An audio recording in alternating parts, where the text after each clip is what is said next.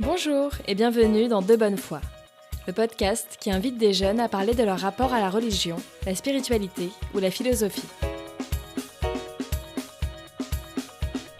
Ils et elles sont athées, musulmans, juifs, chrétiens, bouddhistes ou agnostiques, et c'est à travers cette facette intime et parfois taboue de leur identité que j'ai appris à les connaître. Avec chacune de ces personnes, j'ai eu des discussions profondes et vécu des moments forts. Grâce à chacune d'entre elles, j'ai remis en question mes certitudes et bousculé mes préjugés. À travers ces échanges, j'ai aussi découvert des modèles de vivre ensemble qui m'ont profondément marqué. Je m'appelle Floriane et je veux partager ces rencontres avec vous.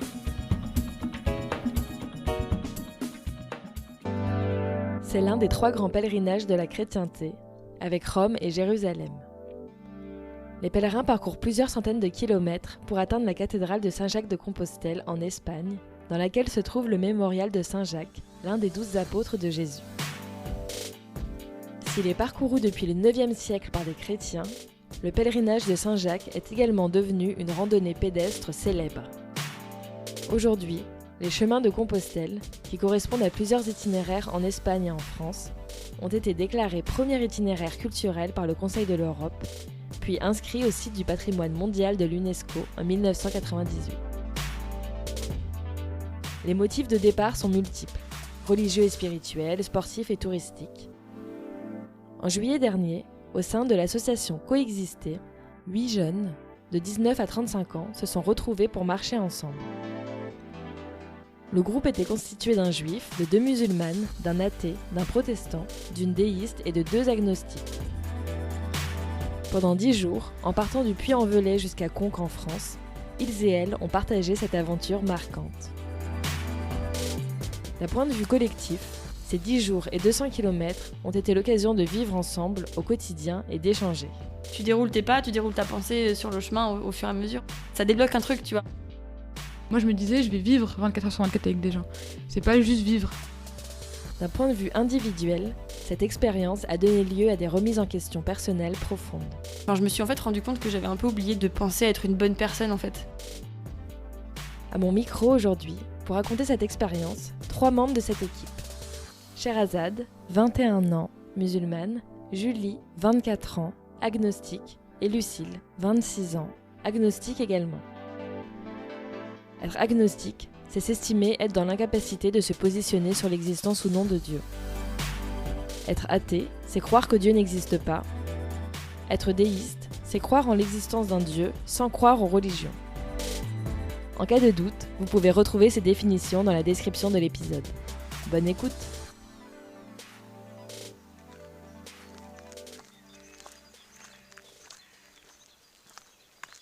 Sherazade. Moi, depuis que je suis au lycée, je regarde plein de vidéos sur YouTube de filles qui font le voyage de Compostelle seules, etc. J'avais jamais marché de ma vie, mais j'avais trop envie de le faire et ça me faisait vraiment rêver. Julie. Quand on m'a proposé, tout de suite ça a tilté dans ma tête parce que j'avais, je pense, cette vague nostalgie de mes années de scoutisme où c'était un peu les seules vraies fois où j'avais marché pendant plus d'une journée et que ça m'avait trop plu, et donc j'avais un peu un souvenir émerveillé de ces moments-là. Et d'ailleurs c'était aussi le scoutisme le moment où je me suis beaucoup posé des questions sur les religions, la spiritualité, et je pense que j'avais très envie de ça, d'aller marcher avec des gens cool, d'avoir des moments de partage. Lucille. Il y a pas longtemps, j'ai retrouvé un carnet où j'avais marqué quand j'étais ado, genre les trucs que je veux faire dans ma vie. Et il y avait marqué faire le chemin de Compostelle. Effectivement, en fait, je m'étais dit que je ferais ça, mais plutôt en termes de défi, quoi, parce que c'est un peu une épreuve, quoi, spirituellement et physiquement. Et donc, quand Sherazade en a parlé, j'ai dit, mais bien sûr, mais moi, je suis direct partante. Enfin, s'il faut marcher sur le chemin de Compostelle avec un groupe de gens et tout, moi, ça me fait trop plaisir.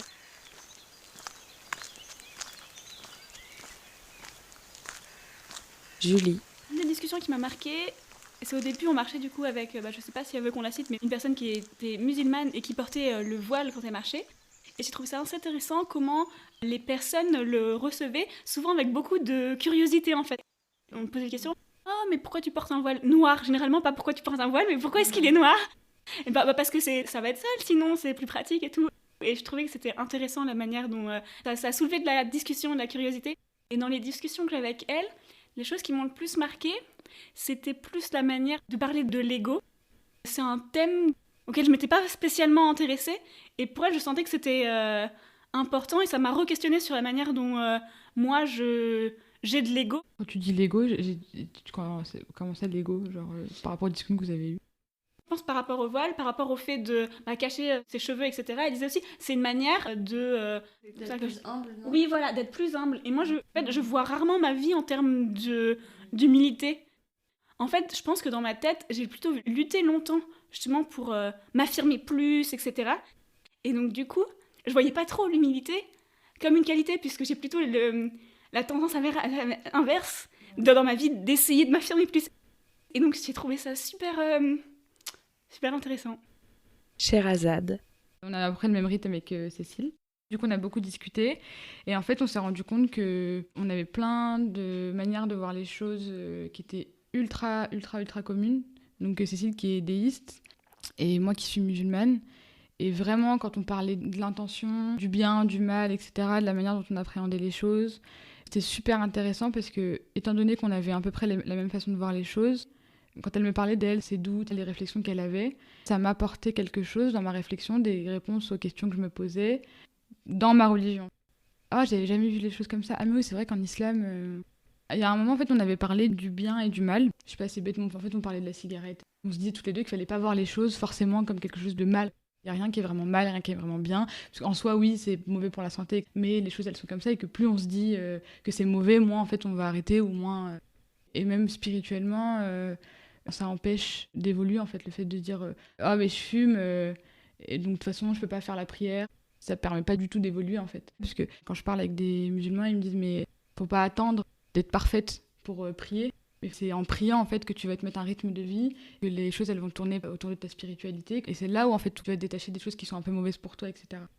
C'est pas en se culpabilisant, en se disant « Mais de toute façon, je suis pas assez pure pour pratiquer, en fait. Je suis pas assez pure pour me dire comme étant musulmane. » Du coup, en fait, on fait juste rien. Mais même que ce soit dans la religion ou autre chose. Le discours de foutu pour foutu, Ouais, allez, ça. quoi. Ouais, c'est ça. Mais en plus, on se le dit comme ça, de manière un peu grossière et tout. Mais moi, au quotidien, il y a plein de trucs que je m'interdis. Alors je vais attendre d'être comme ça pour faire ça. Au final, je fais jamais rien et je reste comme ça et en plus je fais rien. Donc du coup, il y a rien qui évolue et tout. On avait des discussions, il était 14h, comme s'il était 6h du matin. Tu vois, quand j'étais petite. C'était marrant. Après, je rentre le soir, je dis j'ai pas dit ça quand même. Ah, vas-y. Du coup, je l'ai dit. Lucille. Moi, la discussion qui m'a vachement marquée, c'était qu'on avait eu, toi et moi, Julie. On avait essayé de faire un parallèle en fait entre nos convictions plutôt spirituelles mais aussi un peu politiques, en mettant en parallèle par exemple l'écologie et le féminisme avec une pratique religieuse. On avait essayé un peu de tirer le fil de ça pour essayer de voir s'il n'y avait pas un lien par exemple entre quand tu vas avoir une pratique, on va dire, orthodoxe dans ta religion, où tu vas essayer de faire des efforts sur tel ou tel comportement que tu vas avoir, etc. Et on faisait un peu des parallèles avec notamment l'écologie. Après, on a repris cette discussion-là avec Valentin, qui lui est athée, mais qui est, un fervent écologiste. Valentin et moi, on se rejoignit vachement sur ce sujet-là. On a vraiment eu beaucoup de discussions où on essayait un peu de creuser ça, et je me rappelle que c'était hyper intéressant parce qu'on disait, mais du coup, en fait, dans les religions, donc on a pris un peu au global, mais on s'est dit, finalement, de ce qu'on comprend des religions, parce que nous deux, donc Julie et moi, on est agnostiques et Valentin est athée, donc on n'est pas croyants, on n'est pas de pratique religieuse, on n'a pas de pratique spirituelle particulière en tout cas. Et du coup, on se disait, mais alors du coup, qu'est-ce que ça pourrait être notre religion à nous, ou qu'est-ce qui pourrait être un équivalent? Et en fait, on se disait, dans les lois ou les règles qui sont, on va dire, proposées dans les religions et qui régissent un peu ton comportement et ta place dans la société et comment tu vas interagir avec l'autre, c'est aussi une manière de construire une société en fait finalement. C'est des règles qui sont hyper logiques. Enfin, moi, ça m'avait marqué quand on avait participé à la formation annuelle de Coexister et que donc c'est des formations sur les différents monothéismes entre autres, et qu'il y avait dans le judaïsme par exemple les règles de comportement. En fait, c'est parce que c'est un peu comme un code civil en fait. La Torah, si je dis pas de bêtises, désolée si je dis imprécision, mais en tout cas, il y a un peu comme des règles de vie c'est un peu des lois en fait, et si on applique littéralement ce qui est dit, une société peut fonctionner en fait. En gros, en théorie, c'était ça l'idée. Finalement, dans le christianisme et dans l'islam aussi, il y a des règles qui sont hyper logiques. Par exemple, si on prend les ablutions qui servent aussi pour l'hygiène corporelle, en fait, et l'aumône pour la solidarité par rapport aux personnes précaires. Enfin, en fait, c'est hyper logique, toutes les règles qui sont mises dans les religions. Et donc, on se disait, finalement, nous, dans nos convictions personnelles, que ce soit écologistes ou féministes, c'est aussi des règles de comment on a envie que la société elle fonctionne, comment on veut repenser nos rapports aux autres et comment on place le bien et le mal. Et c'est intéressant ce que tu viens de dire. Ça me fait aussi réfléchir à comment j'ai envisagé, moi, mes convictions écolo, parce qu'il y a plein de fois où je me dis, de toute façon, ça, j'arrive pas à le faire, donc je vais pas le faire. Enfin, à un moment, vraiment, ce qui m'a marqué, c'est de me dire, de toute façon, je pourrai jamais être parfaite, donc je vais arrêter de faire des efforts. Et en fait, c'est absurde parce que du coup, tu fais jamais rien, donc t'avances pas. Et c'était un peu cette réflexion aussi qu'on avait nous, mais on a transposé ça, du coup, pas à la religion, mais à une autre conviction. Comment ? Peut-être que c'était au même moment, on savait pas. Mais ouais, en fait, en parallèle, on avait la même discussion. Je pense que j'ai pas forcément l'occasion de tirer ce parallèle souvent, parce que dans mes proches qui sont plus engagés sur l'écologie, on parle pas forcément de spiritualité. À Coexister, on parle plutôt de spiritualité, mais pas forcément d'écologie. Et donc là, c'était vraiment le moment où on a que ça à faire, en fait, de parler. Parce que tu marches, tu parles. Il y a que ça à faire. Enfin, tu marches, tu parles, tu réfléchis, et tu marches, tu parles, tu réfléchis. Tu déroules tes pas, tu déroules ta pensée sur le chemin au fur et à mesure. Ça débloque un truc, tu vois. Même si tu parles et que tu es en roue libre et tu dis n'importe quoi, tu te dis, c'est pas grave, on va tenter ce truc-là. Et c'était vraiment hyper intéressant, en fait, comme échange qu'on a eu. Julie. Je suis tout à fait d'accord avec ça parce que c'est vrai que c'était un peu une de mes résolutions post-Compostelle parce que c'est vrai que je me disais, je suis croyante en mes valeurs et donc c'est aussi l'occasion de se poser la question, est-ce que, en tant qu'agnostique, est-ce qu'au moins je mets mes valeurs en pratique ? Effectivement, en théorie, ça fait longtemps que je suis écolo, en théorie, ça fait longtemps que je suis féministe. Totalement en théorie, je me suis dit, ok, mais est-ce que vraiment dans tes actes, ça se voit, ça se sait ? Est-ce que tu arrives vraiment à être pratiquante de tes convictions ? Et en fait, je me suis dit, tu fais pas vachement d'efforts, justement. Et du coup, c'était mes résolutions post-Compostelle, c'est de mettre plus ces convictions-là que j'ai et tout, plus en application. Et donc, je pense que mes deux acolytes plus engagés, ils sont pour quelque chose. Lucille. Quand j'étais petite, j'étais hyper réac anti-religieux. Dans la littérature française, en fait, il y a quand même pas mal de dénonces de l'hypocrisie des dévots, etc. Enfin, parce que j'ai fait des études littéraires, donc c'est vraiment un thème qui revient bien souvent. Et en fait, je me disais, effectivement, tu vois, quand on parle de la différence entre ce que tu penses et ce que tu dis, et puis ce que tu vas faire derrière. Et c'est vrai que moi, j'avais été vachement imprégnée par ce côté hypocrite et qui m'avait un peu dérangée. Bon, évidemment, maintenant, je suis revenue un peu sur cette critique de la religion, mais c'est vrai que le côté se référer à un texte sacré et avoir tous ces codes et se dire, voilà, moi, j'ai telle conviction, donc j'essaie de faire le bien, etc. Mais en fait, derrière, de se rendre compte que des fois, des gens se disent de telle ou telle conviction, mais dans leurs actions, ils sont pas forcément des si bonnes personnes que ça. Après, sûrement qu'ils essayent, mais du coup, je me disais, mais s'ils sont pas. Enfin, voilà, ils se revendiquent de faire le bien, mais ils sont pas parfaits, donc c'est nul. Bon, c'était un peu hyper réducteur comme vision. Et en fait, je me suis dit, mais c'est pareil pour moi. Je lis beaucoup de livres, je m'intéresse à plein de sujets différents. Et en théorie, bah oui, je suis convaincue, mais pourquoi dans la pratique, je vais pas aussi loin ? On s'est rendu compte qu'il y avait vraiment un parallèle qui était possible à faire et qui allait même assez loin d'un point de vue, on va dire, métaphysique, parce que c'est aussi notre rapport au monde, comment on se pense la place de l'être humain dans le monde qu'on habite, même si on pense qu'il n'y a pas de transcendance. Par exemple, Valentin, il est athée, mais ça peut aller vraiment loin, en fait, ce parallèle. Et c'était assez pertinent, je trouve. Et moi, du coup, après, au mois d'août aussi, j'ai eu un petit moment de remise en question personnelle. Ça m'a permis de remettre en cause vachement aussi mon militantisme et comment je vis les choses. J'ai fait un service civique, après je travaille dans une entreprise sociale, donc j'avais un peu l'impression d'avoir trouvé ma voie et que c'était bon, quoi. J'avais rempli les cases, que maintenant je côtoie des gens qui luttent contre les préjugés, qui sont féministes, qui sont écolos, qui sont antiracistes, etc. Et je me disais, bon, c'est bon, voilà, j'ai ce milieu, cette communauté en fait à laquelle j'appartiens maintenant, donc c'est bon, j'ai intégré le bon camp, on va dire, et j'ai fait ce qu'il fallait, et du coup, voilà, maintenant j'ai plus qu'à continuer dans cette voie-là. Et après, je me suis en fait rendu compte que j'avais un peu oublié de penser à être une bonne personne, en fait. À juste est-ce que je fais le bien autour de moi, est-ce que je suis gentille, mes trucs tout bêtes, quoi. Est-ce que derrière en fait je regarde les gens avec bienveillance, ou est-ce que je les juge parce que je me dis, ah regarde lui, il est pas aussi avancé que moi en tel sujet, ou alors cette personne est ignorante sur ce sujet, donc je vais la mépriser. En fait, c'est pas du tout le but de toutes ces philosophies là. Et puis il y avait un côté un peu condescendant, en fait, et je me suis dit, mais c'est débile de croire que c'est bon, quoi. T'es arrivée, t'as checké les trucs et t'es parfaite, alors qu'en plus je savais très bien que dans mes pratiques j'étais pas parfaite. Mais je me suis rendu compte aussi que même moralement et on va dire philosophiquement, j'étais loin d'avoir cerné le bon truc, quoi. Et que presque en croyant être allée sur le bon chemin, je m'en étais vachement éloignée. Ça a été une remise en cause conséquente. Je sais pas si je l'avais au moment où on marchait pendant Compostelle, mais je pense que d'avoir déjà une semaine où tu passes ton temps à réfléchir, à marcher, à échanger des idées avec d'autres personnes, et puis avec cette ambiance de réflexion spirituelle qui quand même nous traverse, même si on n'est pas tout le temps en train de parler de spiritualité quand on marche, ça a été vraiment le terreau, quoi, pour que je puisse après derrière prendre mon mois d'août pour me dire ok, maintenant vas-y, pose-toi, t'as besoin de faire un bilan là. Et c'est hyper fructueux du coup. Julie. Mais je trouve ça intéressant parce que du coup, la thématique du bien et du mal revient souvent. Je pense qu'il faut revenir au fait qu'on est tous dans nos convictions et actes bourrés de paradoxes. Enfin, n'importe qui est bourré de paradoxes et personne n'est 100% fidèle 100% du temps à l'ensemble de ces règles morales. Ça serait juste... c'est juste intenable. Enfin, si tu te mets cette pression-là, tu n'y arriveras jamais. Mais en même temps, on a tendance à parfois le faire ou juste soit à le faire, soit à totalement lâcher prise. Et donc, ouais... de reconnaître les paradoxes chez les autres, mais aussi chez soi-même, c'est pas facile, mais... Lucille. Et finalement, l'accepter, c'est pas te trouver une excuse pour pas avancer, mais au contraire, moi je trouve que maintenant que j'ai accepté que j'ai des paradoxes, ça m'aide à les prendre en compte comme une donnée, enfin comme une variable en fait dans mon cheminement, et à me dire bah oui j'ai des paradoxes mais ça va pas m'empêcher d'avancer, alors qu'avant je me disais je suis incohérente donc de toute façon je vais arrêter de faire des efforts parce que je serai jamais cohérente, alors qu'en fait non, enfin c'est un peu ce que tu disais par rapport à la cigarette, c'est en continuant à avoir ta pratique de la prière que tu vas t'améliorer, moi c'est en continuant à faire des efforts par rapport à mes pratiques sur plein de choses que je vais réduire mes paradoxes et que j'en aurai peut-être d'autres, ça avance comme ça quoi.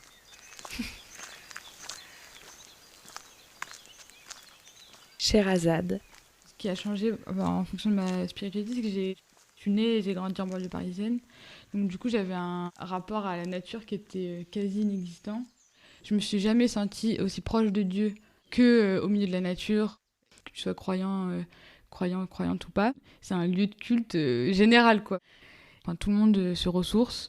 Il n'y a pas besoin d'être chrétien, musulman, athée, etc. pour se sentir bien, en fait, comme on se sent bien dans une mosquée, en fait. L'apaisement que, en tant que musulman, tu ressens quand tu es dans une mosquée ou en tant que chrétien dans une église, j'ai l'impression que c'est la même pour tout le monde, avec l'intention, bien sûr, de se ressourcer. Je sais qu'on croisait beaucoup d'églises sur la route et que moi, ça me faisait du bien de me poser dans une église parce qu'il faisait froid à l'intérieur, mais aussi parce que c'était une église, quoi, et du coup, ça fait du bien. C'est aussi super important, ça fait partie de Compostelle aussi, le catholicisme. C'est pas un truc à juste mettre de côté et tout. J'avais embarqué un petit caméscope avec moi pendant le chemin et j'ai interviewé 2-3 pèlerins. J'ai interviewé une catholique et c'était une des interviews les plus touchantes parce que c'est autre chose aussi. C'est que pour elle, il y a une dimension spirituelle qui est différente et qui est ultra intéressante et ultra inspirante, comme un pèlerinage à la Mecque, par exemple. C'est vraiment un truc dans une vie, quoi. Quand tu fais un pèlerinage, c'est une étape, c'est un accomplissement. Il y a plein de gens qui sont malades aussi et qui le font après. Tout un truc de remerciement, etc. C'était super intéressant. Lucille. En arrivant à Conques, il y avait une messe pour accueillir les pèlerins, en fait. Conques, c'est vraiment, même si on continue après, c'est une étape marquante sur le pèlerinage. Et donc, du coup, il y a une espèce de cérémonie d'accueil le soir. En fait, on était là en tant que pèlerin, quoi. On n'était pas là par rapport à nos convictions, mais on était devenus pèlerins et pèlerines, quoi. C'est vraiment genre, on incarnait le truc à fond. Le soir, je sais que moi, à Conques, ça m'avait vachement touchée et tout. Ils avaient lu un texte. Ils avaient demandé, en fait, à des pèlerins de dire le texte en français, en anglais et en allemand, je crois. Parce qu'il y avait des pèlerins de différents pays. Et du coup, c'était hyper beau de se retrouver dans l'église et d'être... on était tous là, ok, on a tous marché pendant 10 jours ou plus pour certains. Ouais, c'était la famille, on était tous ouais, c'est ça, quoi. ensemble. C'était vraiment une célébration. Moi, j'ai jamais senti ça, quoi. Enfin, je suis pas du tout touchée par les messes. Enfin, j'y suis allée juste pour voir, mais c'était vraiment presque scientifique, quoi. Genre, ça m'a jamais touchée. Enfin, j'ai jamais réussi à être touchée par ça. Et là, vraiment, j'étais là, ouais, enfin, vraiment, je suis chez moi, quoi. Genre, c'est bon, on est ensemble. Là, c'est mes frères et sœurs qui sont en train de se lever pour aller récupérer leur petit... Parce que du coup, ils donnaient un évangile à chaque pèlerin. Un des 4 évangiles, il y en a 4, ouais, ça. Après, ils repartaient, etc. D'ailleurs, moi, à la fin, je suis allée voir le prêtre et je lui ai dit, est-ce que je pourrais aussi avoir un évangile, s'il vous plaît? Parce que voilà, ça m'intéresse de lire et tout. Mais je lui ai dit, je suis pas croyante, mais bon, voilà, ça m'intéresse de le lire. Et il m'a dit, il y a Noël dedans, c'est l'enfance de Jésus. Je dis, ah ok, d'accord, ça je connais Noël. Merci. Mais il avait vachement d'humour aussi, c'était trop drôle. Ça me refait penser du fait de s'identifier aussi à ceux qui le font pour la foi. Sur le chemin, on a rencontré une fille, Fanny. Elle était catholique. Elle faisait le pèlerinage notamment pour l'aspect religieux. Et en fait, il y a eu un jour où on a un peu marché en décousu avec elle, plus ou moins tout le long. Enfin, il y a un groupe de personnes qu'on a un peu suivi. Moi, j'ai vraiment beaucoup parlé avec elle. Et en fait, il y a un jour où c'était vraiment dur. Même pour nous, on est parti tard. C'est ce jour-là, on est arrivé à 20h et tout. Et en fait, on l'a croisée sur le chemin. Elle était épuisée, quoi. C'était hyper dur pour elle parce qu'elle le faisait seule. Enfin, elle était avec d'autres gens, mais elle était là dans un esprit d'être toute seule aussi pour se lancer un défi. Et du coup, c'était hyper dur pour elle. Et bon, voilà. Et donc, on a fini de marcher ensemble. On a remonté. Il y avait une super longue montée. Et vraiment, ouais, c'était difficile. Il faisait chaud, et etc., etc.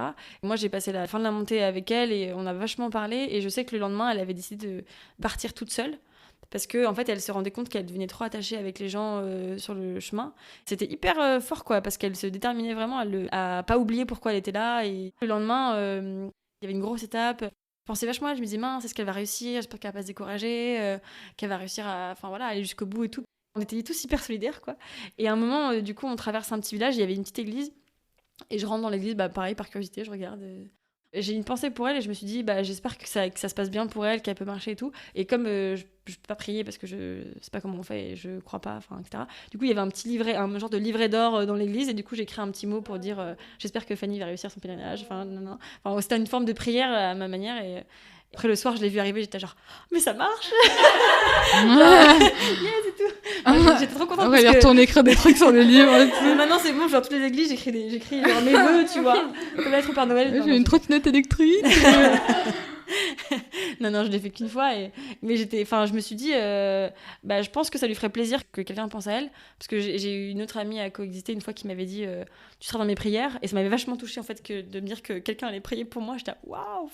C'était hyper touchant. Et du coup, je me suis dit, peut-être que ça marche dans le sens aussi que je peux ne pas prier, mais pour elle, tu vois, genre, faire une non-prière pour elle. Et voilà, et ça a marché. Bon. Elle a réussi son chemin et j'étais contente de la voir. Et je sais pas si c'est moi qui ai fait quelque chose, mais en tout cas, ça m'a fait plaisir. C'était cool.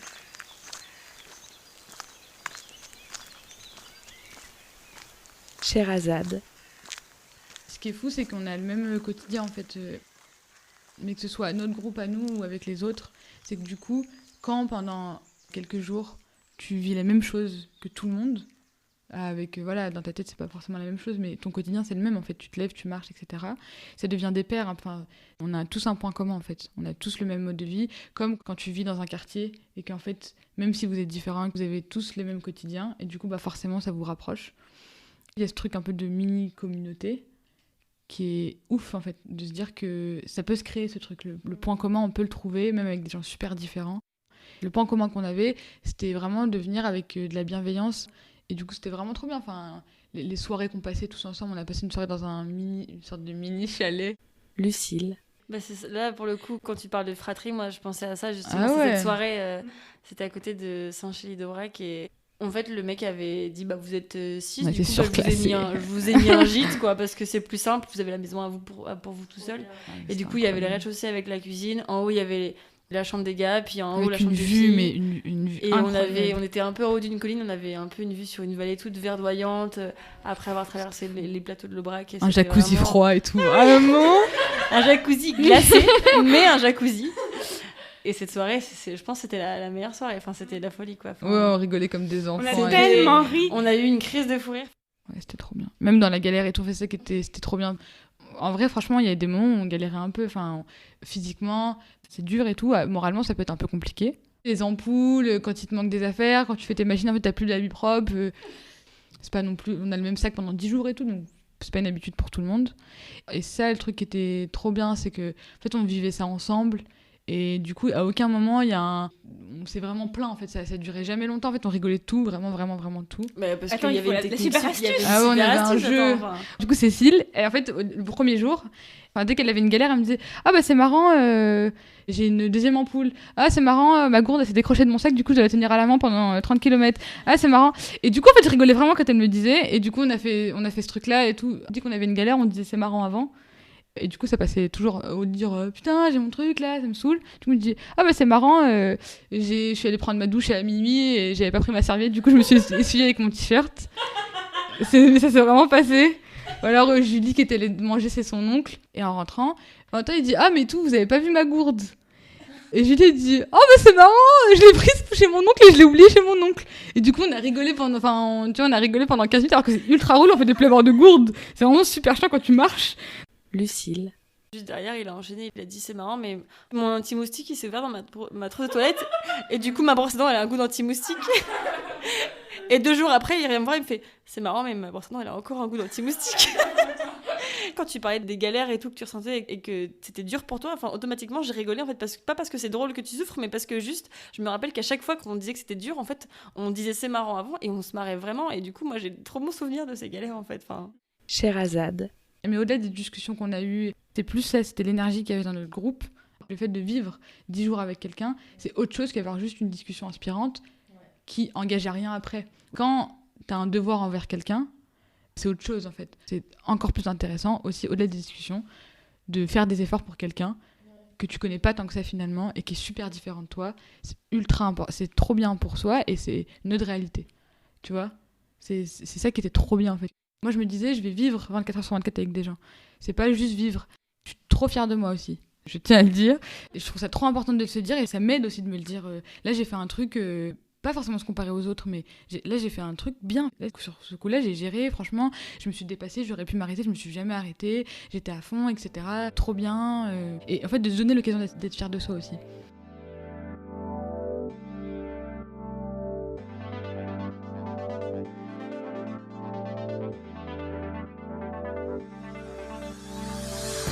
Un grand merci à toutes les trois d'être venues partager votre expérience. Si cet épisode vous a plu, s'il vous a touché, questionné, parlez-en autour de vous et écrivez-moi sur Facebook et Instagram ou sur debonnefoipodcast@gmail.com. On se retrouve le mois prochain pour un nouvel épisode qui me tient très à cœur. Pour être informé de sa sortie, abonnez-vous à De Bonne Foi dans votre application de podcast. D'ici là, prenez soin de vous.